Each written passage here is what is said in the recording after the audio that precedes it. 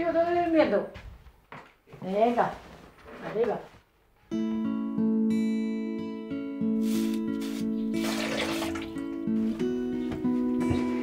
Te voy a grabar todo, Mavi. Como vais al lavabo, te voy a grabar. Ahí estaremos. Cuando abras la taza, ahí estaremos. Ahí estamos. Ahí de Pues no vas a correr poco. Ella, ¿qué es todo esto? Esto lo ha hecho mi marido, que se lo ha inventado él. Todo esto es lo que tú ves aquí en esta nave. Sigue con tu invento y con tu mujer. Eso, sobre todo eso, sobre todo eso.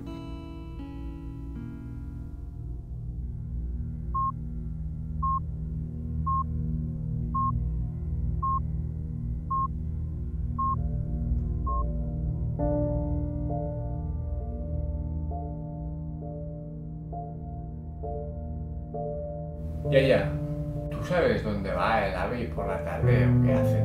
Está haciendo algo y no quiere que yo lo sepa. Pero una cosa que a él le gusta. Se ve que le gusta porque va todos los días.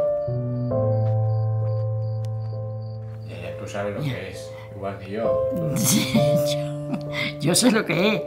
Pero es que tú ya has perdido la cabeza. O sea, yo pensaba que mamá estaba mal, pero el que está mal aquí eres tú. Y tú también, por acompañarlo.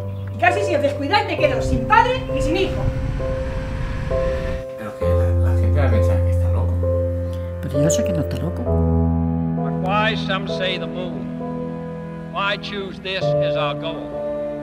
And they may well ask, why climb the highest mountain? Why, 35 years ago, fly the Atlantic?